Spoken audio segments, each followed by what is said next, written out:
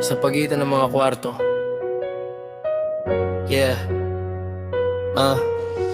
Sa bawat pinto na ating pinasukan, may mga lihim tayong pinangahawakan. Iba't ibang room, doon tayo nagtagpo. Sa anino ng mga room, puso'y nagsumamo. Akala ko ang bawat sulyap ay may ibig sabihin. Isang pangakong hindi kailangang bigkasin. Hanggang sa dinala tayo ng paa sa Quiapo, sa tapat ng dambana, humiling sa Nazareno. Doon mo ko pinalagbagin, harap ang katotohanan. Dahil ang puso ko'y pagod na sa pag-aalinlangan. Ngunit ang himig ng iyong sagot ay kay lamig. Isang mensaheng tumapos sa aking tinig. Sabi ko BFF tayo, hanggang doon lang pala.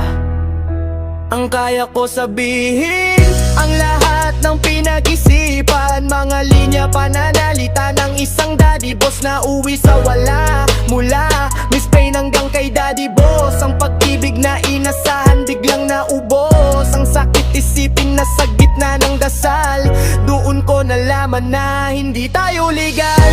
Isang pindot sa cellphone, tatlong letra ang nakita ko nung pinadala show. BFF parang kutsilong tumama sa aking mata. Bakit kailangang lumayo kung kaibigan lang ang agad? Ang pangarap nating dalawa hindi na lumipat, pero di ako nawalang ng pag-asa.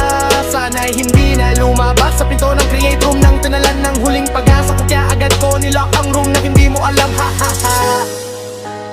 Sana'y nanatili na lang tayong dalawa na magkakilala, kaysa sa Quiapo, kung saan naging saksi ang langit, na ang tayo ay hanggang tropa lang kay pait. Pero nang karoon ng pag-asa ng mag-interact, siyang ako ng isa halik na siya man tinagap doon. Hangan magtanong nang ako nang pwede ba tawagan ka sa messenger. So yeah, nung ang kita ng kita hindi ka scammer sa ko ng tarantan. Sana maging aking kakore girl ang tingin ko sa'yo.